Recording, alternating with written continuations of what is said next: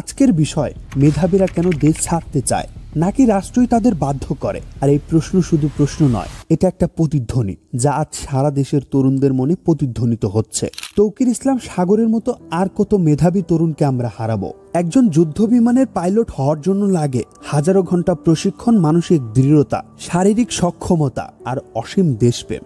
বাংলাদেশ সরকার তার পেছনে কোটি কোটি টাকা ব্যয় করেছে, প্রশিক্ষণ, সরঞ্জাম, আন্তর্জাতিক কোর্স, ফ্লাইট আওয়ার সব মিলিয়ে।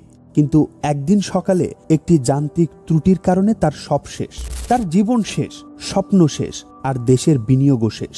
কোনো জবাবদিহিতা নেই, কারণ সেই বিমান ছিল পুরনো, পরিত্যক্ত মানের। আর সেই পরিত্যক্ত বিমান ওড়ানোর দায় পড়েছিল দেশের সেরা একজন মেধাবীর কাঁধে।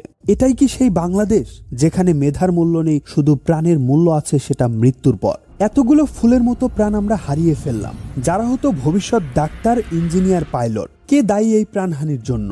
আমরা কি শুধু বাজেটের সংখ্যা দেখেই তৃপ্ত, নাকি বাজেটের প্রত্যেকটি টাকার হিসাব নিয়ে আমাদের প্রশ্ন তোলা উচিত? প্রশ্ন তুললে কি দেশদ্রোহী হয়ে যাব, নাকি চুপ থেকে যান্ত্রিক ত্রুটির জন্য আরেকজন তৌকিরের মৃত্যু, নাকি ফুলের মতো প্রাণগুলো ঝরা দেখব? কিছু মানুষ দেশের এমন করুণ পরিণতি দেখে এক পর্যায়ে বলেই ফেলে, এই দেশ আমাদের জন্য না, আস্থা হারিয়ে ফেলে দেশের প্রতি।